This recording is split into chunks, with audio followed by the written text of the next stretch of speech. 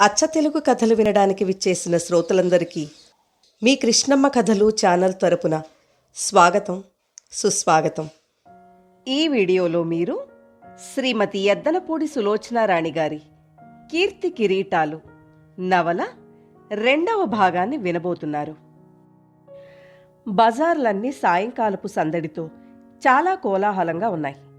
Kishore drive చేస్తున్న car ఆ సందడి మధ్య నుంచి మెల్లగా సాగిపోతోంది. త్వరగా పోనీ, ఇప్పటికే చాలా ఆలస్యమైంది.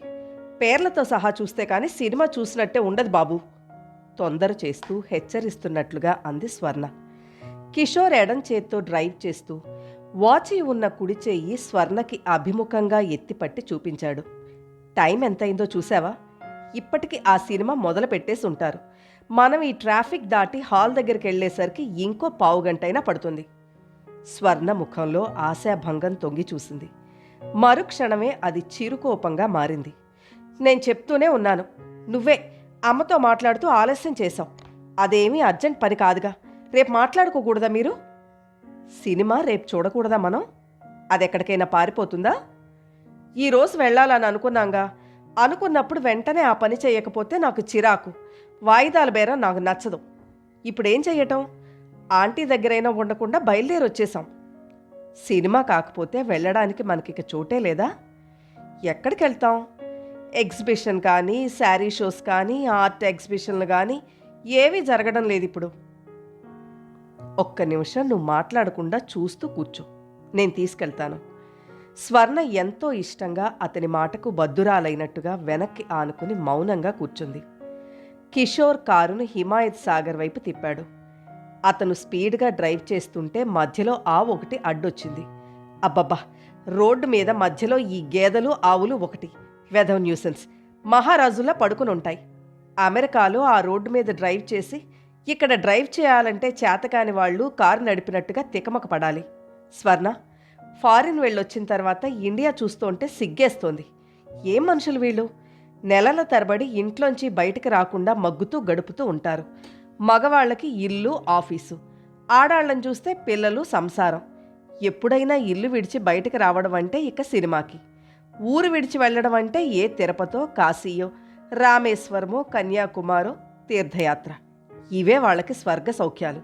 రోడ్డు మీద నడుస్తున్న ఆ మనుషులు చూడు, ఆ ముఖాల్లో ఏమాత్రమైనా ఆరోగ్యం ఉందా? ఎంత దైన్యం, ఎంత దరిద్రం! చచ, ఇంకో 100 సంవత్సరాలు పోయినా వీళ్ళిలాగే ఉంటారు, మారరు. స్వర్ణ ముఖం తిప్పి అతని వైపు చూసింది. అతను కంపరంగా అన్నాడు, వీళ్ళ బతుకుల్లో గానుగెద్దులా హుషారనేదే ఉండదనుకుంటా. గానుగెద్దుల్లా జీవితం గడిపేస్తుంటారు. కిషోర్, నువ్వొక్కడవే కాదు, ఏదో నెపం మీద ఫారిన్ వెళ్ళొచ్చిన మహానుభావులందరూ ఏ ఒక్కరో ఇద్దరో తప్ప ఇలా పోలిక తెచ్చి మన వాళ్ళని చేదరించుకోవడం నేను చాలాసార్లు విన్నాను.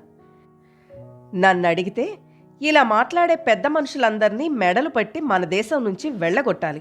మళ్ళీ ఈ గడ్డ మీద అడుగు పెట్టనీయకూడదు. బాప్రే, ఎందుకని? లేకపోతే ఏమిటి నువ్వు చెప్పేది? నువ్వు ఉండొచ్చిన ఆ దేశంలో మాత్రం బేదరికం లేదా? వాళ్లలో ఎవరు చాలని జీవితాలు గడపడం లేదా? అక్కడంతా శాంతిగా, సుఖంగా, హుషారుగా, భూలోక స్వర్గం లాగానే ఉంటుందంటావా? స్వర్ణ తీవ్రతకి అతను ఒక్క నిమిషం తెల్లబోయినా వెంటనే పకాల్న నవ్వేశాడు. మై గాడ్, నువ్వు ఈ పూట సినిమా చూడలేదనే కోపంతో ఉన్నట్టున్నావు. అదేం కాదు, నువ్వన్న మాటకి జవాబు చెప్పాను. రోడ్డు మీద ఎదురవుతున్న వారితో పాటు ఈ కారులో సుఖంగా వెళుతున్న మనల్ని కూడా గమనించు. మనం ఆనందంగా, ఉత్సాహంగా లేవంటావా? ఎక్కువ మంది అలా ఉన్నమాట నిజమే, కానీ వాళ్ళని చూసి జాలి పడాలి, అంతేకాని. Sorry madam, very very sorry. ఇంకెప్పుడు నీ ముందు ఇలా మాట్లాడను, సరేనా? స్వర్ణ చెయ్యెత్తి బుగ్గకి తాకించుకున్నాడు. నా ముందే కాదు, నీ మనసులో కూడా నువ్వు అనుకోవద్దు. సరే, నవ్వుతూ అన్నాడతను. కారు సిటీని వదిలి దూరంగా పరిగెత్తుతోంది. రివ్వున వీస్తున్న గాలికి ఎగరబోతున్న పైటని భుజం క్రిందకి నుంచి లాక్కుని నొక్కిపట్టి బయటకి చూస్తున్న స్వర్ణకి దూరంగా గోల్కొండ ఖిల్లా కనిపించింది. ఆ సాయంకాలపు నీరెండలో అతి పల్చటి తెరల అప్పుడప్పుడే వచ్చి ఆవరించుకుంటున్న పొగమంచులో నుంచి చరిత్రలో ఒకనాటి వైభవానికి చిహ్నంగా వయసుడిగిన శౌర్యం తగ్గని వృద్ధ సింహంలా శిథిలమైన గోడలతో ఠీవిగా నిలబడుంది. స్వర్ణ దానివైపే చూస్తోంది. ఒకనాడు ఈ కోట ఎంత వైభవంగా వెలిగిందో, ఎంతమంది జనం దానిలో సందడిగా బ్రతికారో, ఆనాడు రాజనర్తకీమణులు ఏ విధంగా నాట్యం చేసేవారో. కోటని పరీక్షగా చూస్తున్న స్వర్ణ కళ్ళు పరధ్యాసగా అయినాయి. పక్కన కిషోర్ ఉన్నాడన్న ధ్యాసే పోయింది. మనసు హఠాత్తుగా వర్తమానపు తెరలను చీల్చుకుంటూ గతంలోకి విహంగంలా ఎగరసాగింది. స్వర్ణ కళ్ల ముందు పాములా మెలికలు తిరుగుతున్న నున్నటి రోడ్డు రాజదర్బారుకు వెళ్లే రాచబాటలా కనిపించసాగింది. నిగనిగలాడుతూ అందంగా ఉన్న నల్లటి గుర్రాలు డెక్కలు చప్పుడు చేస్తూ పరిగెత్తుతూ తీసుకెళుతున్న బగ్గీలో మజ్లిస్ తెరల మధ్య అతి మెత్తగా ఉన్న దిళ్లకి ఆనుకుని తను కూర్చున్నట్టుగా ఉంది. బగ్గీ వచ్చి కోట లోపల ఆగింది. ఎవరో అలవోకగా చెయ్యి అందించి గుర్రపు బగ్గీలోంచి తను దిగడానికి సహాయం చేస్తున్నారు. మగసిరి నిండిన ఆ చేతిని సున్నితంగా వదిలించుకుని తను ఎర్రటి తివాచీ పరిచి ఉన్న మెట్ల మీద నుంచి ఎక్కి ఎత్తైన వేదిక మీదకి వెళ్ళి నిలబడింది. తను 2 చేతులు నడుం మీద ఆనించుకొని శిరస్సు వంచి సభికులకు సవినయంగా నమస్కారం చేస్తుంటే మిన్ను ముట్టేట్టుగా కరతాళ ధ్వనులు వినిపించాయి. అవి సద్దుమణగగానే మెల్లగా పక్క నుండి మృదంగ ధ్వని ప్రారంభమైంది. దాని తాళానికి అనుగుణంగా ఎర్రటి పారాణి దిద్దిన పాదాలు కదలడం ప్రారంభించినాయి. గజ్జెలు ఘల్లుమని శబ్దం చేస్తున్నాయి. తన కనుబొమ్మలు చేతివేళ్ల చివర్లు సున్నితంగా కదులుతూ చేయబోయే నాట్యానికి శ్రీకారాలు చుడుతున్నాయి. ఎదురుగా రకరకాల వస్త్రాభరణాలతో మహాసముద్రంలా జనం. వారికి పైన అంతస్తులో సేవకులు వింజామరలు వీస్తుండగా నవరత్న ఖచిత సింహాసనం మీద యువరాజు. స్వర్ణ శరీరం నాట్యంతో పాములా మెలికలు తిరుగుతోంది. నరనరంలోనూ ఏదో వివసత్వం, చెప్పలేని ఆనంద నాట్యమే తను. తనే నాట్యంలా మారిపోయినటువంటి అద్భుతమైన భావన. కారు కుదుపుతో ఒక్కసారి ఆగింది. స్వర్ణ ముందుకు తూలిపడబోయి ఎలాగో ఆనుకుని సరిగ్గా కూర్చుంది. స్వర్ణ, ఏమిటా పరధ్యాస? మనం ఎక్కడికొచ్చామో చూడు అన్నాడు కిషోర్. స్వర్ణ చుట్టూ కలియ చూసింది. కారు హుస్సేన్ సాగర్ దగ్గరకొచ్చి ఆగింది. ఆ పరిసరాలు చూడగానే స్వర్ణ చేదు తిన్నట్టుగా ముఖం పెట్టింది. అబ్బా, ఇక్కడికా? ఈ రాళ్ళు రప్పలు ఎన్నోసార్లు ఇదివరకు చూసినవేగా అంది. రాళ్ళు రప్పలా? చాలా అన్యాయం. నువ్వు పక్కనుంటే ఇవే నాకు చాలా అందంగా అద్భుతంగా కనిపిస్తున్నాయి. నీకలా అనిపించడం లేదంటే? అతని ముఖం చూసి స్వర్ణ పక్కున నవ్వింది. అతను కూడా నవ్వాడు. ఇద్దరి చూపులు కలుసుకున్నాయి. అతని కళ్ళు లాలనగా కాంక్షతో తన ముఖం మీద నిలవడం చూసిన స్వర్ణ చప్పున చూపులు మరల్చుకుంది. దూరంగా హుస్సేన్ సాగర్ మీద నీరెండ పడడంతో నీళ్లు కిలకిలలాడుతూ ఉన్నట్టుగా తళతళ మెరుస్తున్నాయి. కిషోర్ స్వర్ణ చేతిని తన చేతిలోకి తీసుకున్నాడు. స్వర్ణ, నీతో ఇలా ఏకాంతంగా మాట్లాడాలని ఎన్నాళ్ల నుంచో ప్రయత్నం. తగ్గు స్థాయిలో అన్నాడు. ఇది మరీ బావుంది. ప్రతిరోజు ఉదయం గంట, సాయంత్రం గంట, పడుకోబోయేటప్పుడు అరగంట మాట్లాడుతూనే ఉన్నావుగా. ఆ మాట్లాడుకోవడం వేరు స్వర్ణ. నిజం చెప్పు, నేను నీతో ఫోన్లో మాట్లాడేటప్పుడు ఆ చుట్టుప్రక్కల మీ అమ్మ గాని, నాన్న గాని, మీ పని మనిషి గాని ఎవరో ఒకరు ఉంటారా లేదా? స్వర్ణ ఆలోచించింది. అవును, నిజమే. కానీ నీకెలా తెలుసు? ఆశ్చర్యంగా చూస్తూ అడిగింది. నాకన్నీ తెలుసు. నువ్వు మాట్లాడే ధోరణే చెప్తుంది. మీ అమ్మ అంత సులువుగా ఎవరినీ నమ్మదని నేనెప్పుడో గ్రహించాను. తల్లి ప్రసక్తి రాగానే స్వర్ణ కళ్ళు రెపరెపలాడాయి. అది నువ్వు వేరుగా భావించొద్దు. నేను ఒక్కగానొక్క కూతుర్ని. అమ్మకి అహర్నిశలు నా గురించే ఆలోచన. అందుకే ఎంతో జాగ్రత్తగా ఉంటుంది అంది. అది నిజమే, నేను కాదనడం లేదు.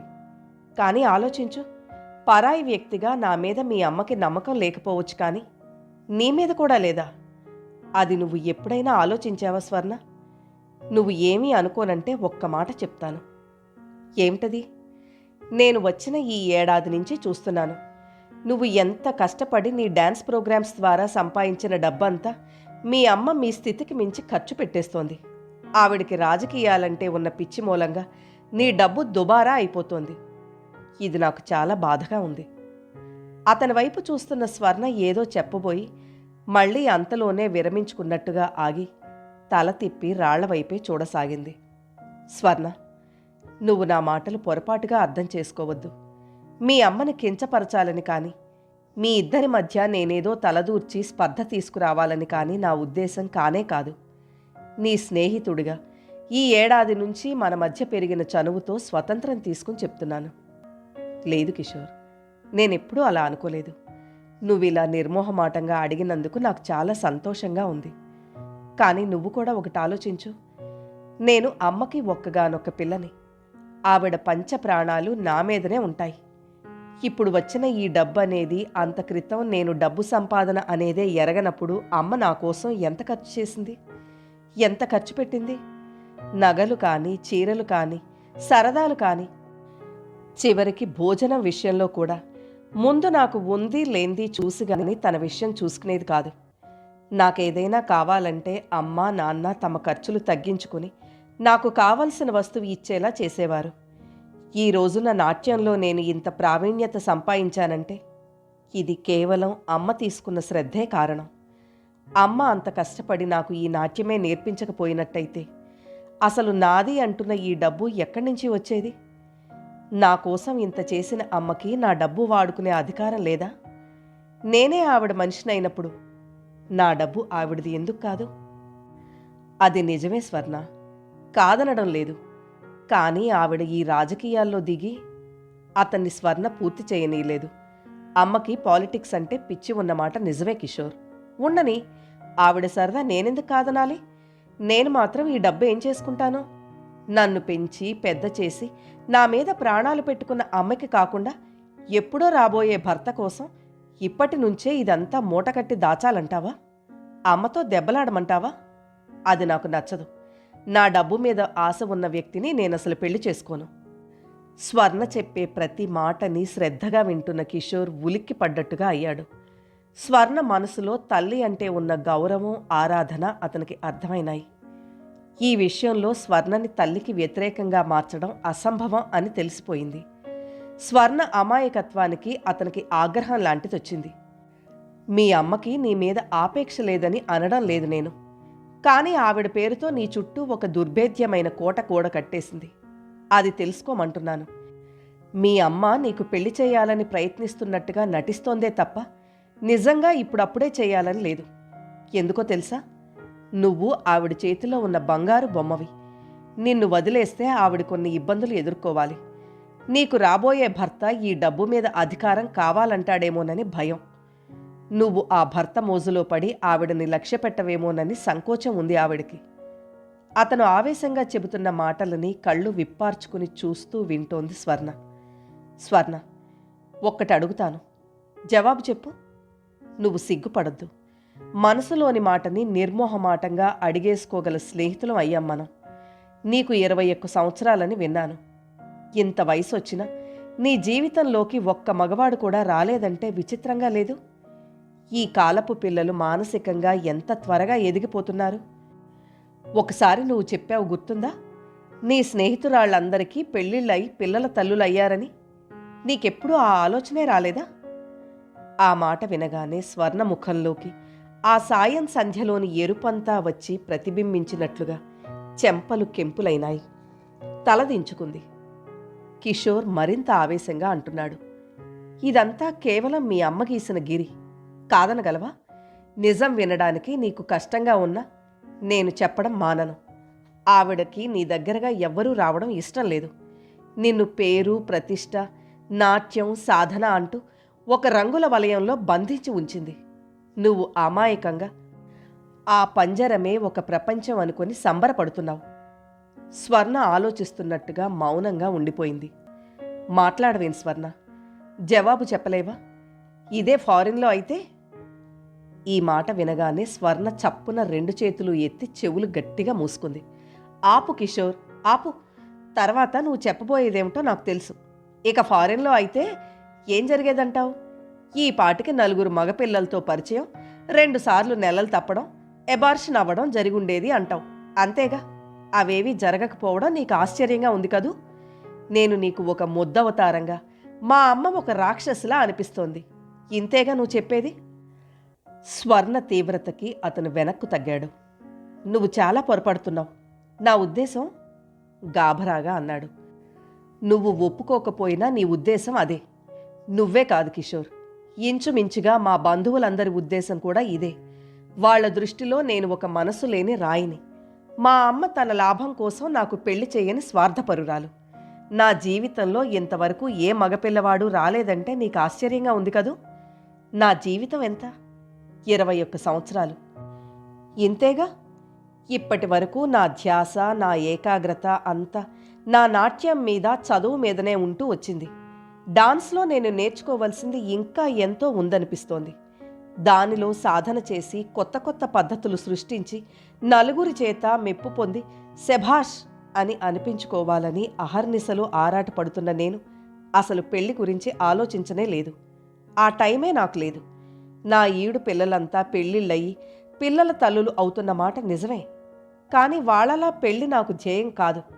మగపిల్లలెవరూ నా జీవితంలోకి రాలేదంటే అది పూర్తిగా నా తప్పే. కానీ మా అమ్మ చేసిందేమీ లేదు. ఒకసారి ఏమైందో తెలుసా? స్వర్ణ కళ్ళలో అసహ్యం, జుగుప్స తొంగి చూశాయి. ఏమైంది? అతను ఆదుర్దాగా అడిగాడు. మాకు దూరపు బంధువుల అబ్బాయి మూర్తి అని ఉన్నాడు. అతనిది చాలా పేద కుటుంబం. అతని తల్లిదండ్రులు అమ్మ దగ్గరకొచ్చి ప్రాధేయపడితే అమ్మ అతని చదువులకి సాయం చేస్తానని మాట ఇచ్చింది. ఆ రూపేణ మా ఇంటికి వస్తూ పోతూ ఉండేవాడు. నేను కూడా చనువుగా మాట్లాడేదాన్ని. ఒకసారి ఏం జరిగిందంటే, స్వర్ణ చెప్పలేనట్టుగా కళ్ళు కిందకి దించుకుంది. ఏం జరిగింది? అతని ఆదుర్ద రెట్టింపైంది. నేను పరీక్షలకి చదువుకుంటున్నాను. రాత్రి పొద్దుపోయింది. అమ్మా నాన్న నిద్రపోయారు. నాకు చదువులో సాయంగా ఉంటాడని పరీక్షలప్పుడు అతన్ని మా అమ్మ మా ఇంట్లోనే ఉండమంది. అతను ఆ రోజున నా గదిలోకొచ్చాడు. కిషోర్ ఊపిరి బిగబట్టి వింటున్నాడు. వచ్చి సీరియస్గా ముఖం పెట్టి, నా మీద నీ అభిప్రాయం ఏమిటి స్వర్ణ అన్నాడు. బాగా చదువుకుంటే పైకొస్తావు అన్నాను. అంతే. ఆ మాట నేను ఆ క్షణంలోనే మర్చిపోయాను. తర్వాత ఒక పెద్ద ఉత్తరం రాసి రహస్యంగా నా చేతికిచ్చాడు. నేనది తెరిచి మొదటి వాక్యం చదవగానే పైత్యం ప్రకోపించిన ప్రేమలేఖ అని తెలుసుకున్నాను. 2 వాక్యాలు చదవగానే నాకు అసహ్యం వేసింది. సరాసరి తీసుకెళ్లి అమ్మ చేతికిచ్చి అదేమిటో చూసి అతనికి జవాబు చెప్పమన్నాను. మర్నాడు అమ్మ అతన్ని పిలిపించింది. చాలా డాబుగా దర్జాగా వచ్చాడు. అమ్మా నాన్న బాగా తిట్టి మళ్ళీ మా గుమ్మం ఎక్కొద్దని కసిరి పంపించేశారు. తర్వాత ఏమైంది? సస్పెన్స్ భరించలేనట్లు అడిగాడు. తర్వాత ఏముంది? అమ్మ చేసిన మేలంతా మర్చిపోయి ద్వేషంతో మా మీద లేనిపోని ప్రచారాలను ప్రారంభించాడు. మా బంధువులందరి ఇళ్లకు వెళ్ళి నేను తనని ప్రేమిస్తుంటే అమ్మ పడనివ్వడం లేదని, మా ఇద్దరికీ సంబంధం ఉందని, నాకు నెల కూడా తప్పిందని చెప్పాడు. నేను కాలేజీ నుంచి వస్తుంటే దారి కాచి వెంట పడేవాడు. స్నేహితులతో కలిసి అల్లరి చేసేవాడు. మా ఇద్దరి పేర్లు గోడ మీద రాయించాడు. ఈ బాధపడలేక నేను కాలేజీ మానేశాను. నేను కనిపించకపోయేసరికి ఇంటికి ఒకటే ఫోన్లు. తిట్టినా సిగ్గుపడేవాడు కాదు. మా అమ్మకి భయపడొద్దని, ఇంట్లోంచి పారిపోయి రమ్మని, రిజిస్టర్ మ్యారేజ్ చేసుకుందామని కబుర్లు పంపేవాడు. నేను తనకి నచ్చిన మాట నిజమే కావచ్చు. కానీ అతను నాకు నచ్చాడో లేదో ఆలోచించడే. లేక అది అనవసరం అనుకుంటారా మీ మగవాళ్ళు? అతన్ని వదిలించుకునేసరికి మాకు తల ప్రాణం తోకకొచ్చింది. అప్పటి నుంచి మగపిల్లల్ని ఆమడు దూరం ఉంచడం అలవాటు చేసుకున్నాను నేను. ఇంతేనా? ఇదేనా జరిగింది? ఇంకేదో ఊహించుకుని ఎదురు చూస్తున్న కిషోర్కి నీరసం వచ్చింది. మా అమ్మకి నేను ఒకే ఒక కూతుర్ని. మాకు కాస్తో కూస్తో డబ్బుంది. కొంతమంది సంబంధం అంటే ఆశపడే అర్హత ఉంది. నన్ను చేసుకోవాలని చాలామందికి ఉంటే ఉండొచ్చు, నేను కాదన్నా. కానీ నాకెలాంటి భర్త కావాలో కోరుకునే నా ఆలోచన గాని, నా పెళ్ళి ఎలాంటి వారితో జరగాలో అనుకునే మా అమ్మ ఆశలు గాని గుర్తించరే. ఈ మాత్రం జ్ఞానం వాళ్ళకెలా ఉండదు? కిషోర్ స్వర్ణనే చూస్తున్నాడు. మాట్లాడుతున్నప్పుడు ముఖం కదలికతో పాటు ఊగులాడుతున్న ముత్యాల జూకాలతో ఎంతో సుందరంగా, అపురూపంగా ఉంది. అతనికి స్వర్ణని ఇప్పుడే ఈ క్షణంలో ప్రప్రథమంగా చూస్తున్నంత కొత్తగా ఉంది. స్వర్ణ పైకి కనిపించేటంత అమాయకురాలు కాదని గ్రహించాడు. అమాయకంగా కనిపించే ఆ సౌందర్యం వెనుక లోకజ్ఞానం, తెలివితేటలు నివురు కప్పిన నిప్పులా దాగి ఉన్నాయని అతనికి ఇప్పుడే తెలుస్తోంది. స్వర్ణ చెప్తోంది, కిషోర్, పెళ్ళనేది నాకు చాలా పవిత్రం. దాని పట్ల నాకు కొన్ని నమ్మకాలు, ఉద్దేశాలు ఉన్నాయి. నేను మొట్టమొదట సరదాకి డాన్స్ నేర్చుకున్నా. క్రమంగా అందులో నైపుణ్యం రావడంతో నా అభిరుచి పెరిగి ఇప్పుడు పూర్తిగా అదే నా జీవితం అయిపోయినట్లుగా ఉంది. డాన్స్ లేకుండా నేను బ్రతకలేను. నాకు రాబోయే భర్త నాట్యం అంటే నాకెంత ఇష్టమో గుర్తించి దానికి అడ్డు రాకుండా ఉండే వ్యక్తి అయి ఉండాలి. చిన్నప్పటి నుంచి నాకు స్నేహితులు తక్కువే. ఒక్క డాన్స్కి పాట పాడే సావిత్రి మినహా నాకెవ్వరితోనూ చనువు లేదు. కాలేజీలో జాయిన్ అయిన తర్వాత అమ్మ ప్రోద్బలం మీద 1-2 సార్లు స్నేహితులను చేసుకుందామనే ఉద్దేశంతో కొంతమందితో కలిసి పిక్నిక్లకి వెళ్ళాను. అక్కడ వాళ్ళు పరస్పరం చూపించుకునే చనువు నాకు నచ్చలేదు. వాళ్ళని నేను తప్పు పట్టలేదు. పెళ్లి కాకముందు ఆడపిల్లకి బాయ్ ఫ్రెండ్స్ ఉండొచ్చు, నేను కాదన్ను. ఎవరిష్టం వారిది. కానీ ఆడపిల్లగా నాకు ఒక అభిప్రాయం ఉంది. ప్రేమ, పెళ్ళి ఒక వ్యక్తితోనే కావాలి. నాకు స్త్రీగా నేను పొందబోయే అనుభవాలు నా భర్త దగ్గరే పొందాలి. అంతవరకు ఆగగల నిగ్రహం నాకుంది. నాకు కాబోయే భర్త కూడా నాలాగే భావించాలని కూడా నేను కోరుకుంటాను. ఇది నువ్వు పాతవాసన అని వెక్కిరించి హేళన చేసినా సరే. కిషోర్ ముఖం తిప్పుకుని బయటకు చూస్తున్నాడు. స్వర్ణని ఏకాంతంగా తీసుకొచ్చి ఏదేదో చెప్పాలని, ఇంకేదో ఆనందం పొందాలని ఆరాటపడి వచ్చిన అతని తహతహ మీద చన్నీళ్లు గుమ్మరించినట్లుగా అయింది. మాట్లాడవే, నా మాటలు నీకు నచ్చలేదా? తగ్గు స్వరంతో అడిగింది స్వర్ణ. అతను కారు తలుపు తెరిచి కిందకి దిగాడు. కాసేపు అలా నడుద్దాన్రా అంటూ పిలిచాడు. ఇద్దరూ వచ్చి అక్కడున్న గట్టు మీద నీళ్లకు అభిముఖంగా కూర్చున్నారు. కిషోర్, మనలో మన మాటగా అనుకుందాం. నేను అప్పుడు మూర్తి మాటకి ప్రలోభపడి ఉంటే నువ్వు లభించేవాడివా? స్వర్ణ ఎంతో ఆత్మీయంగా చెప్పినా కూడా అతనికి ఈ మాట అంతగా సంతోషం కలిగించలేదు. స్వర్ణ అతని చేతిని తన చేతిలోకి తీసుకుంది. అమ్మకి నువ్వు చాలా నచ్చావు. అంటే నీకు నచ్చలేదనా? నాకు మొదటే నచ్చావు. ఆ రోజు ఎయిర్పోర్ట్లో కూలింగ్ గ్లాసెస్ పెట్టుకుని ఆంటీ నన్ను పరిచయం చేస్తుంటే నవ్వుతూ నా వైపు చూసిన మొదటి క్షణంలోనే నాకు నచ్చావు. అతని ముఖం ప్రసన్నమైంది. స్వర్ణ చెయ్యి నొక్కి వదిలాడు. కిషోర్, నేను నిన్నొక్కటి అడుగుతాను. నువ్వు నాకు ప్రమాణం చెయ్యాలి. ఏమిటది? చాలామంది మగవాళ్ళు పెళ్ళైపోగానే మారిపోతుంటారు. నువ్వలా మారనని మాటివ్వు. ఏ విషయంలో? డాన్స్ గురించి అడుగుతున్నాను. నాకు డాన్స్ చేయాలని అభిలాష ఉన్నంతవరకు నన్ను నిరుత్సాహపరచనని వాగ్దానం చెయ్యి. అతను స్వర్ణ తల మీద చెయ్యి ఆనించాడు. స్వర్ణ, నిజం చెప్పాలంటే డాన్స్ చేయలేకపోతే నువ్వు నాకు నచ్చనే నచ్చవు, సరేనా? స్వర్ణ ముఖంలో ఆనందం వెల్లి విరిసింది. కళ్లలో లీలగా తడి మెరిసింది. నీలాంటివాడు భర్తగా దొరకడం నా అదృష్టం. అమ్మ అంటూనే ఉంది, నాట్యం విషయంలో నాకంటే ఎక్కువగా నీకే శ్రద్ధ, ఉత్సాహం ఉన్నాయని. అతని ముఖంలోకి క్రమంగా మళ్లీ ఉత్సాహం వచ్చింది. చటుక్కున ఏదో స్ఫురించినట్టుగా అన్నాడు. అన్నట్టు చెప్పడం మర్చిపోయాను స్వర్ణ. మనం ఒక 6 నెలల్లో వరల్డ్ టూర్ వెళ్లేట్టుగా నేను పథకం వేస్తున్నాను. అది ఫలించిందంటే నీ పేరు దేశ దేశాలా మోగడం ఖాయం. కిషోర్, నిజంగానా? స్వర్ణ ముఖం ఆనందంతో దీప్తివంతమైంది. అతను ఆమె భుజాల చుట్టూ చేయి వేశాడు. నిజంగానే, నిజంగానే, నిజంగానే. ఈ పంచభూతాల సాక్షిగా చెప్తున్నాను.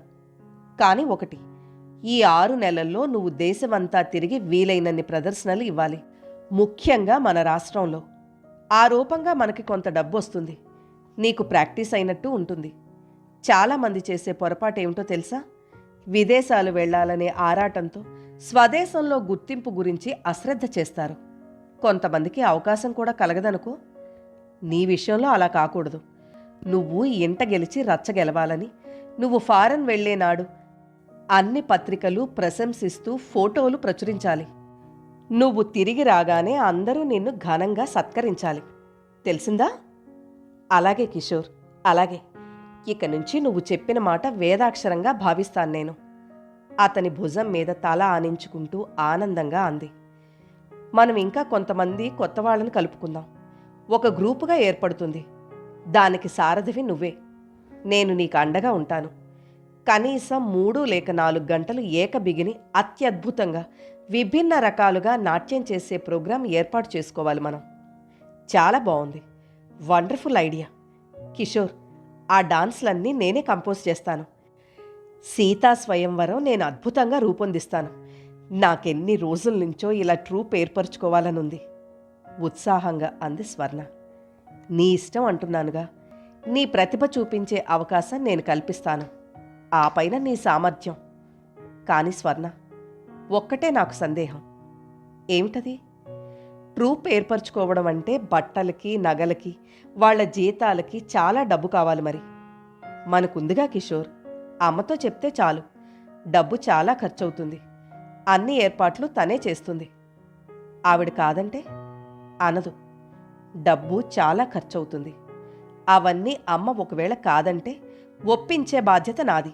సరేనా? అతను చేయి చాచాడు. స్వర్ణ తన చేతిని అతని చేతిలో ఉంచింది. అతని కళ్ళలో గర్వం, అనుకున్నది సాధించాననే తృప్తి లీలగా మెరిసి మాయమైనాయి. అతను అనుకున్నట్టుగా కాకపోయినా ఇంకో రూపంగానైనా స్వర్ణని ఇలా ఒంటరిగా తీసుకువచ్చి మాట్లాడడంలో విజయం చేకూరింది. ఇంకోటి కూడా చెయ్యాలి మనం. మొట్టమొదటి నుంచి ఆర్కెస్ట్రా ఏర్పరచుకోవాలి. ఆ సావిత్రి నీకు బాగానే పాడుతుంది, కానీ కాస్త కోపిష్టి మనిషి అనుకుంటాను. ట్రూప్లో ఉన్నప్పుడు అలాంటివేమీ కుదరం. ఆ అమ్మాయిని తీసేసి మనం ఇంకెవరినైనా. స్వర్ణ చప్పున అతని పెదాలకి చెయ్యి అడ్డుపెట్టింది. కిషోర్, ప్లీజ్ ఆ మాట మాత్రం అనకు. పాపం తన అసలే ఇబ్బందుల్లో ఉంది. అంటే సావిత్రి సరిగ్గా 1 ఏడాది క్రితం గోపాలమని వాళ్ళ ఇంట్లో అద్దెకుండే అబ్బాయిని పెళ్లి చేసుకుంది. అతను మన తెలుగువాడు. సావిత్రి తల్లిదండ్రులకి ఇష్టం లేదు. వాళ్ళు తమిళంలోనే చేసుకోమని బలవంతం చేశారు. సావిత్రి వారి మాట వినలేదు. కోపంతో నువ్వు నా కూతురువే కాదు అంటూ తెగతెంపులు చేసుకున్నారు. గోపాలానికి ఎంత ప్రయత్నించినా ఎక్కడా ఉద్యోగమే దొరకలేదు. వాళ్ళకి ఇప్పుడు మనం ఇచ్చే జీతమే ఆధారం. ఈ పరిస్థితుల్లో మనం తీసేస్తే సావిత్రి చాలా బాధపడుతుంది. అలాగా? నాకెప్పుడు చెప్పలేదే నువ్వు? అతనేం చదివాడు? BA చదువుతూ ఈ పెళ్లి మూలంగా ఆపేశాడు. చాలా మంచివాడు, ఎంతో నిదానస్తుడు. అయ్యే ఉండాలి. లేకపోతే మీ సావిత్రితో కాపురం చేయడం అంటే మాటలా? Poor fellow, I pity him. అతను ఆలోచనగా చూస్తూ మళ్ళీ అన్నాడు. స్వర్ణ, పోనీ ఒక పని చేస్తే? ఏమిటి? మనకెలాగూ ఈ ట్రూప్ విషయాలు, డబ్బు లెక్కలు చూసేటందుకు ఒక మనిషి కావాలి. నమ్మకం కలిగిన వ్యక్తి అయి ఉండాలి. పేపర్లో ప్రకటన ఇద్దామని అనుకున్నాను. వేరే తెలియని ఏ మనిషో ఎందుకు? ఈ గోపాలాన్నే తీసుకుందాం. మనం ఫారెన్ వెళ్ళినా ఇద్దరూ భార్యాభర్తలు కాబట్టి సరిపోతుంది. డబ్బు లెక్కల విషయంలో సావిత్రికి కూడా కొంత బాధ్యత ఉంటుంది. కిషోర్, ఎంత మంచి ఐడియా! చాలా బాగుంది. పద, నేనిప్పుడే వెళ్ళి సావిత్రితో ఈ మంచి మాట చెప్పేస్తాను అంటూ లేచింది. ఇద్దరూ కారు వైపు నడక సాగించారు. ఈ మాట వింటే సావిత్రి ఎంత సంతోషపడుతుందో తెలుసా? అంత కోపిష్టిది గాని పుట్టి పిచ్చిది. సంతోషం వచ్చిందంటే ఏడ్చేస్తుంది. అడుగుల వేగం హెచ్చైన స్వర్ణ ఆలస్యం భరించలేనట్టుగా కిషోర్ చేయి పట్టి లాగుతూ కారు దగ్గరకు పరిగెత్తసాగింది. రేపు ఇక నేను బయలుదేరి వెళ్తాను నాన్న. మా అత్తగారు అసలే సుస్తీ మనిషి. మంచం మీద నుంచి లేవడం లేదు. ఎలా ఉందో ఏమిటో. 4 రోజుల్లో వస్తానని చెప్పాను అంది కాత్యాయని. అక్కడే పడకుర్చీలో పడుకుని మధ్యాహ్నపు కునుకు తీయడానికి ప్రయత్నిస్తున్న వెంకటాచలం గారు సరేనన్నట్టు తల ఊపారు. రత్తమ్మ, కాత్యాయని చాప మీద కూర్చునున్నారు. ఇద్దరి మధ్య బుట్టెడు వేరుశనక్కాయలు పోసున్నాయి. ఇద్దరూ వాటిని ఒక్కొక్కటి తీసి నేల మీద కొట్టి వలిచి పప్పులు పక్కనున్న పళ్ళెంలో వేస్తున్నారు. తేజ వాళ్ళకి కొద్ది దూరంలో ఉన్న బల్ల మీద కూర్చుని కిటికీ రెక్కకి ఆనుకుని పేపర్ చూస్తున్నాడు. మేనత్త వెళతాననగానే పేపర్ మడిచి తిప్పి చూస్తున్న అతను, అప్పుడే ఏం తొందరత్తయ్యా, మొన్ననేగా వచ్చింది, వెళుదూగాన్లే అన్నాడు. నోరు మూసుకోరా. నేను చెప్పిన మాట విన్నప్పుడు నా సంగతి నీకెందుకు? 10 రోజుల నుంచి ఈ సంబంధం ఒప్పుకోరా నాయనా అంటూ చెవిని ఇల్లు కట్టుకుని పోరినా నీ చేత అవుననిపించలేకపోయాను. జారిపోయిన జుట్టుని చేతి మీదకి తిప్పి వేలుముడి వేసుకుంటూ అంది. ఆవిడ పేరంటాలకి ప్రయాణాలకి తప్ప ఇంట్లో జడ వేసుకోదు. ఎప్పుడూ మెడ మీదకి జారుగా ఉండే వేలుముడితో ఉంటుంది. రత్తమ్మ కల్పించుకుంటూ అంది. నన్ను అడిగితే ఇందులో అబ్బాయి గారి తప్పేమీ లేదంటాను. మీరే సరిగా చెప్పడం లేదు. చేసుకుంటావురా అని అడుగుతారేమిటి? గట్టిగా చేసుకోమని చెప్పక మీ మాట కాదనలేకైనా ఒప్పుకుంటారు. నేనా బలవంతం పెళ్లి చేసి ఆ పిల్ల గొంతు కోయమంటావా? తీరా రేపు పెళ్ళయిన తర్వాత నేను ఏలుకోనంటే నా మెడలోంచి చేసావు అంటూ వీడా పిల్లని సరిగ్గా చూడకపోతే ఆ పిల్ల గతేం కాను? ఇదొక పాపం మూట కట్టుకోమంటావా నన్ను? అయినా వాడు నా మాట విన్నదెప్పుడు అని ఎప్పుడూ నేనే వాడి మాట వింటున్నాను గాని. తేజ పేపర్లోంచి తల తిప్పి నవ్వు ముఖంతో ఈటే చూస్తున్నాడు. కాత్యాయని కోపమంతా చేతిలో కాయ మీద చూపిస్తున్నట్టుగా గట్టిగా నేల మీద కొడుతూ, చేసుకొని మానుకొని నాకే ఆఖరి ప్రయత్నం చేశాను. నేనసలు మళ్ళీ ఈ ఇంటికి రాను, వాడి పేరే తలపెట్టను అంది. తేజ చేతిలో పేపర్ పక్కన పడేసి లేచొచ్చాడు. చాప మీద కాత్యాయని పక్కగా వచ్చి కూర్చుని పళ్ళెంలో వేరుశనగ పలుకులు గుప్పెటతో తీసుకుని ఎత్తి జార విడుస్తూ, పాకం పడతావా అత్తయ్య అన్నాడు. కాత్యాయని కోపంగా ముఖం పెట్టి అతని వైపే చూడలేదు. అతని మాటే విననట్టుగా రత్తమ్మతో అంది. నాకు వీడొక్కడేనా? ఇంకా 1,00,000 మంది మగపిల్లలు తెలిసిన వాళ్ళు ఉన్నారు. మా మరిది కూతురికి పెళ్లి కాదా ఏమిటి? చూస్తూ ఉండు, వీడిలా ఘోటక బ్రహ్మచారిలా ఎట్లాగే ఉంటాడు. ఆ అమ్మాయి లక్షణంగా కాపురం చేసుకుంటూ పిల్లల తల్లి అవుతుంది. తేజ చాప మీదకి కాళ్ళు జాపి ఆవిడ ఒళ్ళో తల పెట్టుకుని పడుకున్నాడు. పోరా పోపో, నా మాట వినని వాడివి నా దగ్గరికి ఎందుకు వస్తావు? ఆవిడ తోసేయిపోయింది. కానీ తేజ తల కదలనివ్వలేదు. పోన్లేమ్మా, వాడిష్టం లేదని ఒకసారి చెప్పేసిన తర్వాత మళ్ళీ మళ్ళీ ఆ మాట ఎత్తడం దేనికి? వెంకటాచలంగారు అన్నారు. నువ్వు ఊరుకో నాన్న, అసలు నువ్వే వాడిని నెత్తికెక్కించుకుని గారాబం చేసి ఇలా ఎందుకు పనికి రాకుండా చేశావు. పెళ్లి చేసుకోకుండా ఏమైపోతాడుట? సన్యాసుల్లో కలిసిపోతాడా? ఇంతకీ ఈ దురదృష్టం అంతా నాది. ఎన్ని పూజలు చేశాను, ఎన్ని తీర్థయాత్రలు తిరిగాను. భగవంతుడు నా మీద దయతలచలేదు. నా కడుపున ఒక్క నలుసు పుట్టుంటే వీడి పెళ్లి విషయంలో నాకంత వేదన ఉండేదా? వీడిలా మాట్లాడగలిగేవాడా? ఈ మాటలు వినగానే తేజ 2 చేతులు జోడించి శూన్యంలోకి నమస్కరించాడు. భగవంతుడు నీకు చాలా బాధ కలిగించినా నన్నొక మహాబాధ నుంచి తప్పించాడత్తయ్యా.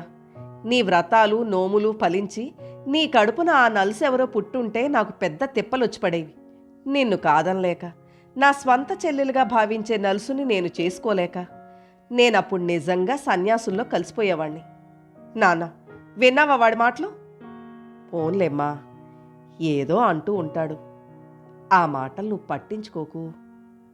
నిజమే అత్తయ్య, భగవంతుడు నాకు చాలా మేలు చేశాడు. నేను నిన్ను అత్తయ్య అని పిలుస్తానే కాని నాకు ఆ మాట అమ్మా అన్నట్టే ఉంటుంది. అతని కంఠం ఎలాగో అయింది. నోరు మూసుకోరా, నీతో వాదించి నేను నెగ్గింది ఎప్పుడని? ఆవిడ ముఖంలో కోపం హఠాత్తుగా మాయమైంది.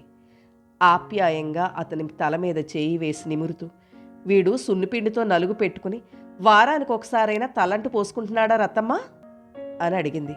సున్నిపిండా? దాని పేరు చెబితేనే చాలు కళ్ళు ఎర్ర చేస్తారు. అయినా అసలు అబ్బాయి గారు ఇంట్లో స్నానం చేసింది ఎప్పుడమ్మా? ఎప్పుడూ ఆ కొండ దగ్గరే స్నానం చేస్తారు. ఎరా, తలంటి పోసుకోవడానికి ఇప్పటికీ పేచియే అన్నమాట. నేను రోజూ తల మీద స్నానం చేస్తానత్తయ్య అతను పరధ్యానంగా అన్నాడు. ఆవిడ బ్రతిమాలుతున్నట్టుగా చెప్పింది. తేజ, పోనీ మేం చెప్పిన ఈ సంబంధాలేవి నీకు నచ్చకపోతే నీకెలాంటి పిల్ల కావాలో నువ్వే చూసి చేసుకోరా. మాకు చెప్పను కూడా చెప్పొద్దు. పెళ్లి చేసుకుని ఇంటికి తీసుకొచ్చేయి అని కూడా చెప్పాను కదరా. నాకు నచ్చిన పిల్లకి నేను నచ్చొద్దా అత్తయ్య? ఆవిడ అనుమానంగా చూసింది. అయితే ఎవరన్నా ఉన్నారా ఏమిటి? అతను నవ్వుతూ తల ఊపాడు. అన్నీ అబద్ధాలేనమ్మా, ఆ మాటలేవి మీరు నమ్మకండి. అబ్బాయి గారు మిమ్మల్ని మరిపించాలని అట్లా తమాషా చేస్తున్నారంతే. ఈయన ఈ ఊరు దాటి కదిలి వెళ్ళనే వెళ్ళరు. ఈ ఊళ్ళో నాకు తెలియని వారెవరున్నారు? ఎరా, అంతేనా? నీకు ఎవరి మాట మీద నమ్మకం ఉంటే ఆ మాట నమ్ము. అబ్బాయి గారు, ఇదిగో ఉత్తరాలు వచ్చినాయి. ఏసోబు కవర్లు తెచ్చి ఇచ్చాడు. తేజ వాటి మీద అడ్రస్లు పరిశీలించి ఒకటి తాతగారికి ఇయ్యమని, రెండోది చించుతూ మావయ్య వ్రాశారు అన్నాడు. నేను అనుకుంటూనే ఉన్నాను ఈరోజో రేపో ఉత్తరం వస్తుందని. ఏం వ్రాశారు అంది కాత్యాయని. తేజ ఉత్తరం చదివి మడిచి కవర్లో పెడుతూ, ఎప్పుడూ వ్రాసేదే.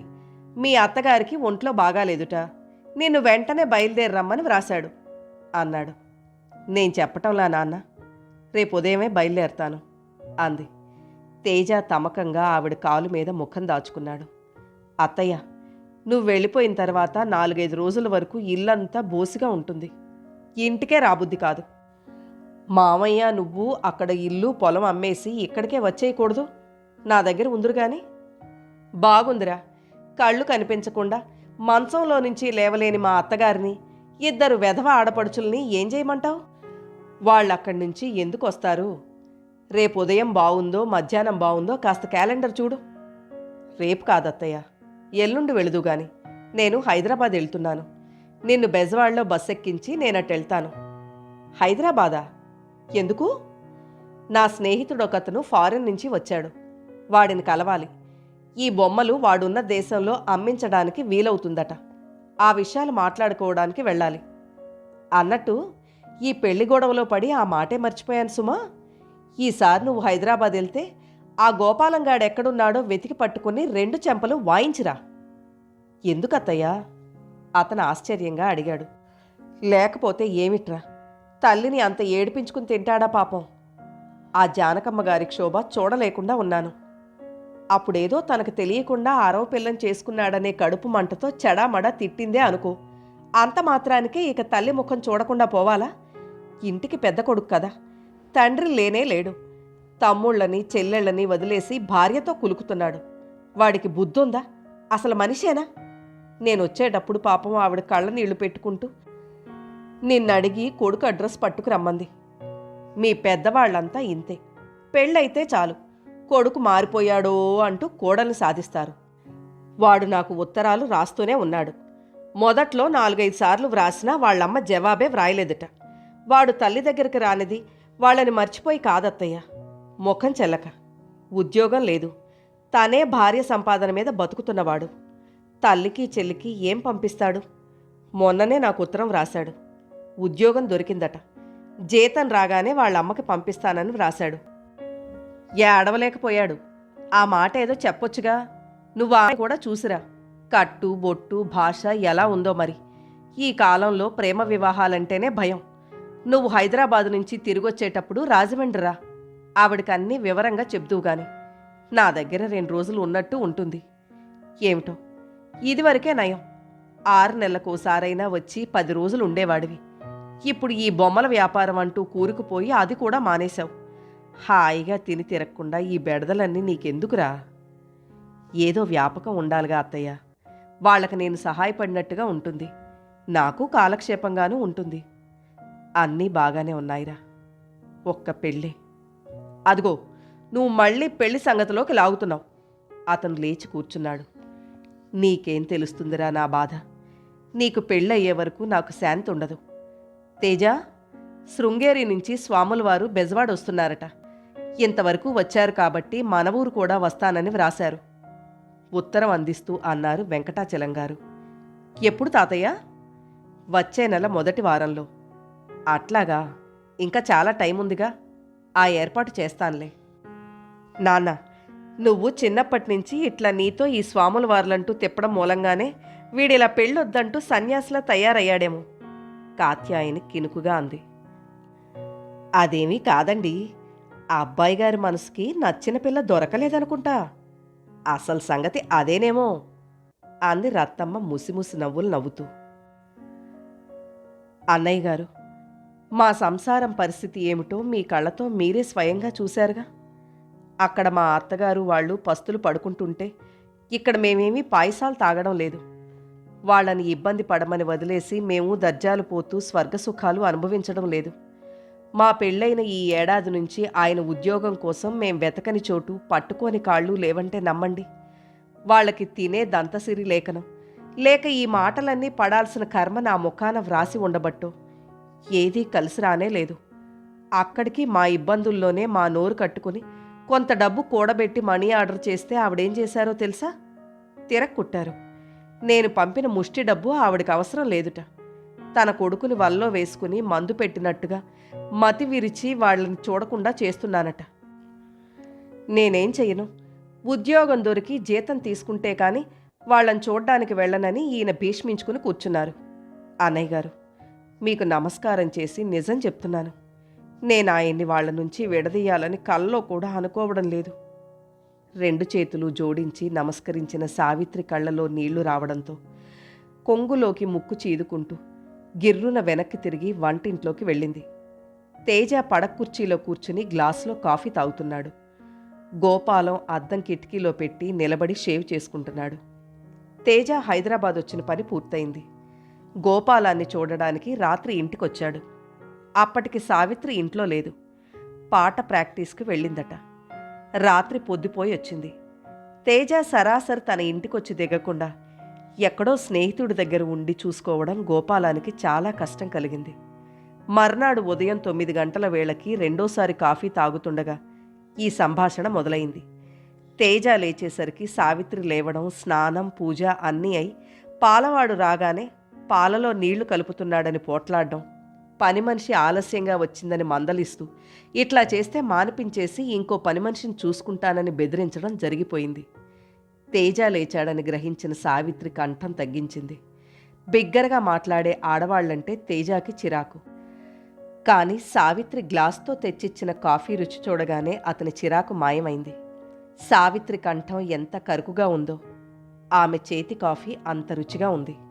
అందుకే 9 గంటలు కాకముందే మళ్ళీ గోపాలం షేవ్ చేసుకునే ముందు రెండోసారి తాగడం అలవాటని చెప్పి సావిత్రి భర్తకి కాఫీ ఇస్తూ తేజాకు కూడా ఇస్తే వద్దనకుండా తాగసాగాడు. కాఫీ తాగుతూ ఊరుకోకుండా, మీ అమ్మ ఒకసారి రమ్మందిరా అన్నాడు. ఆ మాటతో సావిత్రి అందుకుంది. అత్తగారు, ఆడపడుచులు తనని ఎంత తిరస్కారంగా చూస్తున్నారో ఆవేశంగా గుక్క తిప్పుకోకుండా చెప్పేసింది. మధ్యలో కళ్ళలో నీళ్లు రావడంతో 2 సార్లు వంటింట్లోకి వెళ్ళి మళ్ళీ తిరిగొచ్చింది. సావిత్రి చాలా ఆవేశపరురాలని, కాస్తలో కళ్ళెంబడి నీళ్లు పెట్టుకునే స్వభావంగా తేజ గుర్తించాడు. బిగించి వేసుకున్న పొట్టి జడ, ఆ జడ క్రింద నుంచి కుడి భుజం మీదుగా తిప్పి ముందుకి లాక్కున్న పైట కొంగు, గుండ్రటి కుంకుమ బొట్టు కింద అడ్డంగా చిన్న విభూతి రేఖ, ముక్కుకి బేసరి, చెవులకి దిద్దులు. ఈ అలంకారంతో సావిత్రిని చూడగానే తమిళుల అమ్మాయి అని ఇట్టే తెలిసిపోతుంది. గోపాలం చాలా నిదానస్తుడు, మితభాషి. ఎంతసేపు ఎదుటివారు చెప్పేది శ్రద్ధగా వింటాడే తప్ప తన మాట చెప్పాలని తొందరపడడు. సావిత్రి స్వభావం దానికి పూర్తిగా విరుద్ధం. ఎదుటివారిని శాంతం మాట్లాడనీయదు. వాళ్ళని వాక్యం పూర్తి చేయనీయకుండా తనే మధ్యలో అందుకుని మాట్లాడేస్తుంది. మాట్లాడడం ప్రారంభించిందంటే మాటకి తడువుకోవటం కానీ ఆగటం కానీ ఉండవు. అనవసరంగా పొద్దుటే ఈ మాట ఎత్తి అమ్మాయి మనసు కష్టపెట్టానే అనుకున్నాడు తేజ. అసలు ఇదంతా నా తప్పులేరా, ఉద్యోగం దొరికిన తర్వాతనే పెళ్లి చేసుకుంటే పోయేది. షేవ్ చేసుకుంటున్న గోపాలం బాధగా అన్నాడు. ఈ మాట వినగానే వంటింట్లోకి వెళ్ళిన సావిత్రి రైన మళ్ళీ తిరిగొచ్చింది. అదిగో ఆ మాటే అనొద్దంటాను. నన్ను పెళ్లి చేసుకుని ఇప్పుడు మీరేం నష్టపోయారు? నా మూలంగా నువ్వీ మాటలు పడే బాధ తప్పేది. పడితే పడ్డాను, ఆవిడేం పరాయిదా? అత్తగారేగా. పడ్డవాళ్లు ఎప్పటికీ చెడ్డవాళ్లు కాదు. తేజ తెల్లబోయాడు. క్షణం క్రితం అత్తగారు డబ్బు తిరగకొట్టిందని బాధపడ్డ మనిషేనా? సావిత్రి తేజ వైపు తిరిగింది. ఇదిగో అన్నయ్య గారు, మీరు ఆ ఊరెళితే ఆవిడతో గట్టిగా నా మాటగా ఇది చెప్పండి. ఆవిడ కొడుకు సంపాదనలో 1 రూపాయి కూడా నాకు అవసరం లేదు. నేను తీసుకోను. భగవంతుడి దయ వల్ల నాకు 4 డబ్బులు వస్తున్నాయి. నా భర్తని నేను పోషించగలను. వాళ్ళు కూడా బాధలు పడాల్సిన అవసరం లేదు. ఆయన ఉద్యోగంలో చేరారు. రేపు మొదటి జీతం వస్తోంది.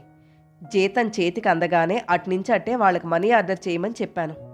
ఒక్క కానీ కూడా ఇంటికి తీసుకురావద్దు అన్నాను. ఏమండి, ఈ మాట మీకు చెప్పానా లేదా అంటూ భర్త వైపు తిరిగింది. గోపాలం తల ఊపాడు. సావిత్రి మళ్లీ ఆవేశంగా తేజ వైపు చూసింది. అసలు నా విషయం తెలుసుకోకుండా, నా దగ్గరికి రాకుండా వాళ్ళింత గొడవ ఎందుకు చేయాలి అంటాను. ఏ, మీ వాళ్ళ పెళ్ళైతే ఇంతకంటే బాగా చేసేదంటారా?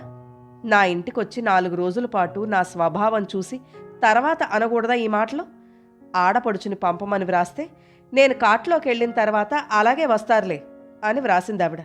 ఈ మాట బాగుందా మీకు? తేజ సర్ది చెప్పడానికి ప్రయత్నించాడు. ఆవిడ మాటలు నువ్వు పట్టించుకోవద్దమ్మా, పెద్దది. పెళ్లి కావలసిన ఆడపిల్లలున్నారు. ఆవిడ మనసులో ఏదో భయం ఉంటుంది. అది పైకి చెప్పలేక ఇలా సాధిస్తూ ఉంటుంది. ఈ పెద్దవాళ్లంతా ఇంతే. కోపంతో విరుచుకుపడినంత త్వరగా మనసులో ఉన్న ఆపేక్ష బయట పెట్టరు. నీకు అలా వ్రాసిందేమో కానీ మా అత్తయ్య వాళ్లతో నా కోడలు చదువుకున్న పిల్ల, రేడియోలో పాటలు పాడుతుంది అని గర్వంగా చెబుతుందిట. ఈ మాట వినగానే సావిత్రి ముఖం కాస్త ప్రసన్నమైంది. ఏమో అన్నగారు, ఆ తల్లి కొడుకుల్ని విడదీశాననే అపవాదు జీవితాంతం పడాలేమోనని భయం నాకు. మా ఇద్దరికీ ఇష్టమైంది, పెళ్లి చేసుకున్నాం.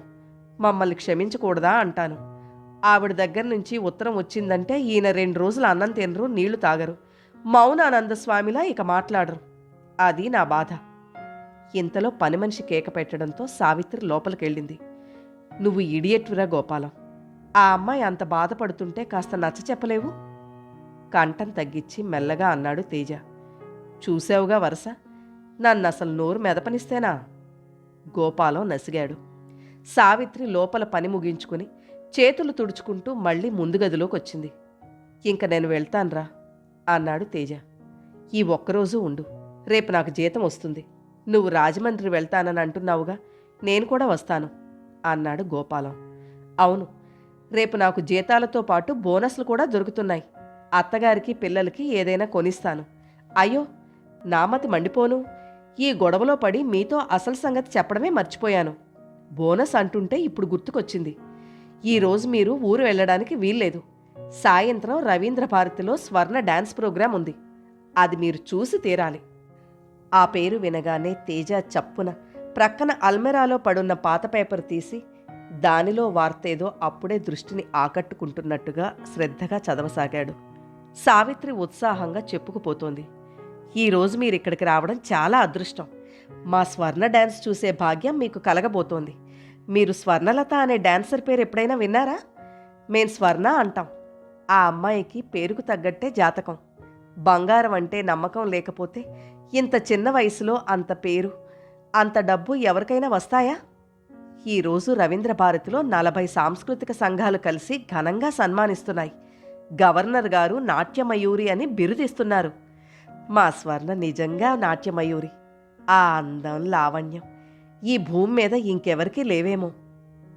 ఈ నాట్యాలంటే నాకంతగా ఇష్టం లేదు. పేపర్ చూస్తూనే అన్నాడతను. నిజంగానా? అయితే మీరు తప్పకుండా ఈ డాన్స్ చూసి తీరాల్సిందే. వెంటనే అభిప్రాయం మార్చుకోకపోతే నా చెవి తెగ్గోయించుకుంటాను. మా స్వర్ణ డాన్స్ అంటే మాటలు కాదండి. 100 రూపాయల టిక్కెట్టు మేము అంటగట్టకుండా ఇట్టే అమ్ముడైపోయినాయి.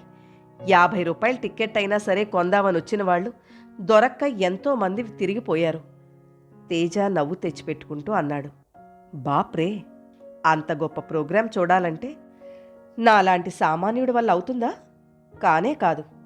ఎందుకంటే అక్కడికి రావాలంటే ఆహ్వానమైనా ఉండాలి, లేకపోతే టికెట్ అయినా కొనుక్కోవాలి. ఈ రెండూ నాకు సాధ్యం కావు.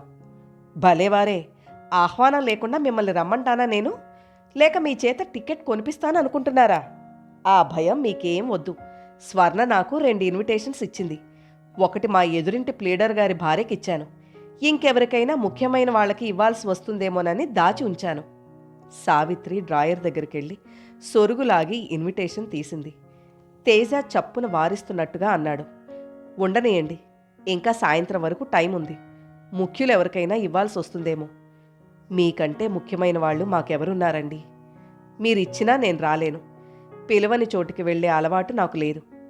తేజ నిశ్చయంగా అన్నాడు. ఇన్విటేషన్ మీద అతని పేరు వ్రాయబోతున్న సావిత్రి క్షణమాగింది. మళ్ళీ వెంటనే అంది. బావుంది. పిలవకుండా మిమ్మల్ని ఎవరు రమ్మన్నారు? నా పాట వినడానికి రండి. నేను పిలుస్తున్నాను. ఈ పూట నేను వెళ్ళిపోవాలి సావిత్రి. ఉండడానికి వీల్లేదు. నా పాట వినడం ఇష్టం లేదంటారా? రేడియోలో తప్పక వింటాను. రేడియోలో ప్రోగ్రామ్స్ మానేశాను నేను. అయినా నా పాట వినాలంటే మా స్వర్ణ డాన్స్లోనే వినాలి, మామూలు ప్రోగ్రాం కాదు. ఈ అవకాశం మీరు పోగొట్టుకోవడం నాకు ఇష్టం లేదు అంటూ సావిత్రి అతని అభ్యంతరాలేవీ లక్ష్య పెట్టకుండా గబగబా అతని పేరు వ్రాసింది. తేజ, ఈ ఒక్కరోజు ఉండరా. రేపు నేను కూడా నీతో వస్తానని అంటున్నానుగా అన్నాడు గోపాలం. సావిత్రి ఇన్విటేషన్ తెచ్చి అతని చేతిలో పెట్టింది. తేజ ముఖంలో లిప్తకాలం పాటు ఉద్విగ్నమైన భావం ఒకటి మెరుపులా వచ్చి మాయమైంది. ఇంతలో వాకిటి ముందు కారు వచ్చి ఆగింది. డ్రైవర్ హారన్ బొయ్ బొయ్ అనిపించాడు. సావిత్రి కారు చూడగానే బ్యాగ్ తీసుకుని చెప్పులేసుకుని హడావుడిగా బయలుదేరుతూ, నేను 11 గంటలకల్లా తిరిగొచ్చేస్తాను. ఈ లోపల మీ స్నేహితులిద్దరూ ఎక్కడైనా తిరిగి రండి. లేకపోతే ఈ ఇంట్లో కూర్చుని కబుర్లు చెప్పుకున్నా సరే. వస్తాను. వెళ్ళిపోతున్న సావిత్రి వెనక్కి తిరిగింది. అన్నయ్య గారు పారిపోయారు సుమా, నా కోపం వస్తుంది అని హెచ్చరించి వెళ్ళిపోయింది. ఇదిగో కిషోర్ గారితో నేను 12 గంటలకల్లా వచ్చేస్తానని చెప్పు. వాకిట్లోకి వెళ్లిన భార్యతో కేక పెట్టి చెప్పాడు గోపాలం. సావిత్రి ఎక్కిన కారు వెళ్ళిపోయింది. ఈరోజు ప్రోగ్రాం ఉంది కదూ, ఉదయం కూడా కొంతసేపు ప్రాక్టీస్ చేస్తాను రమ్మనమని అందట స్వర్ణ. లేకపోతే ఇప్పుడే వెళ్లేది కాదు. నువ్వు కూర్చుని పేపర్ చూస్తూ ఉండు, నేనిప్పుడే స్నానం చేసొస్తాను. లోపలికి వెళ్లిన గోపాలం టవల్ తీసుకుని బాత్రూంలోకి వెళ్ళాడు. తేజ తటపటాయిస్తున్నట్టుగా అయిష్టంగా చేతిలో ఉన్న కవర్ తెరిచి అందులో ఉన్న ఇన్విటేషన్ తీసి చూశాడు. లేత నీలిరంగు మీద సువర్ణాక్షరములతో ఆహ్వాన పత్రిక వ్రాసి ఉంది. ఒక పక్క నాట్య భంగిమలో ముకుళిత హస్తాలతో స్వర్ణ చిత్రం ముద్రింపబడి ఉంది. తేజ క్షణంసేపు తదేకంగా ఆ చిత్రం వైపే చూశాడు. అతని గుండెల్లో మారుమూల దాగి ఉన్న వ్యధలాంటిది ఏదో అతను నిగ్రహించుకోవాలని చూసినా సాధ్యం కానట్టుగా గుండెల్ని చీల్చుకు వస్తున్న నిశ్వాసల నిట్టూర్పుగా బయటకొచ్చింది. తేజ ఇన్విటేషన్ కవరు లోపలికి తోసి దాన్ని విసుగ్గా పక్కకు పడేశాడు. కుర్చీలో నుంచి వంగి చేయి జాచి కాస్త దూరంగా టేబుల్ మీద పెట్టి ఉన్న ఆనాటి పేపర్ అందుకుని చూడడానికన్నట్టుగా తెరిచాడు. ఆ పేపర్లో మొట్టమొదటి పేజీలో కుడివైపున దిగువగా ఇన్విటేషన్ కార్డు మీద ఉన్న చిత్రానికి 4 రెట్లు పెద్ద సైజులో అదే భంగిమలో స్వర్ణ ఫోటో ఉంది. దాని కింద పెద్ద అక్షరాలతో చూపర్ల దృష్టిని తమ వైపు లాక్కుని ఆకట్టుకున్నట్టుగా ప్రోగ్రాం తాలూకు వివరాలు వ్రాసి ఉన్నాయి. తేజ క్షణంసేపు స్వర్ణ ఫోటో నుంచి కళ్ళు మరల్చుకోలేనట్టుగా చూస్తూ ఉండిపోయాడు. మరుక్షణంలో రెట్టింపు చిరాకుతో ఆ పేపర్ని తిరిగి టేబుల్ మీదకి యథాస్థానంలోకి గిరాట్ కొట్టాడు. కుర్చీలో నుంచి లేచొచ్చి గుమ్మంలో నిలబడ్డాడు. పిల్లలంతా పుస్తకాలు టిఫిన్ క్యారియర్లు పట్టుకుని గుంపులు గుంపులుగా రకరకాల డ్రెస్సులతో స్కూళ్లకి పరుగులు పెడుతున్నట్టుగా వెళుతున్నారు. తేజ మనసులో అగ్నిలాంటి వేదన ప్రారంభమైంది. అతనికి ఆ క్షణంలో విద్యాపురం వెళ్ళిపోవాలని అనిపించింది. తాతయ్య సమక్షం, ఆయన చల్లటి మాటలు మినహా ఈ ప్రపంచంలో ఇంకేదీ ఈ అగ్నిని చల్లార్చలేదని అతనికి తెలుసు. గోపాలం స్నానం చేసి రాగానే అతనికి చెప్పి వెళ్ళిపోవడానికి నిశ్చయించుకున్నాడు. తను తిరిగొచ్చి కుర్చీలో కూర్చున్నాడు. అన్నయ్య గారు పారిపోయారు సుమా. సావిత్రి వెళుతూ హెచ్చరికగా అన్న మాటలు గుర్తుకొచ్చాయి. అతనికి ఆ మాట కొత్త అర్థంతో అతని వ్యక్తిత్వానికి సవాల్ చేస్తూ ప్రశ్నిస్తున్నట్టుగా అనిపించసాగింది. అన్నయ్య గారు పారిపోయారు సుమా. ఎంత వద్దనుకున్నా సావిత్రి యథాలాపంగా అన్న ఆ మాట అతన్ని వెక్కిరిస్తున్నట్టుగా, హేళన చేస్తున్నట్టుగా చెవిలో మళ్లీ మళ్లీ ప్రతిధ్వనించసాగింది. తేజ ఆ ఇన్విటేషన్ వైపు తదేకంగా చూస్తూ కూర్చుండిపోయాడు. కథలోని తరువాయి భాగాన్ని నెక్స్ట్ వీడియోలో వినండి. కథ నచ్చితే లైక్ చేయండి. మీరు లైక్ చేయడం వల్ల మరింత మందికి ఈ కథలు చేరతాయి.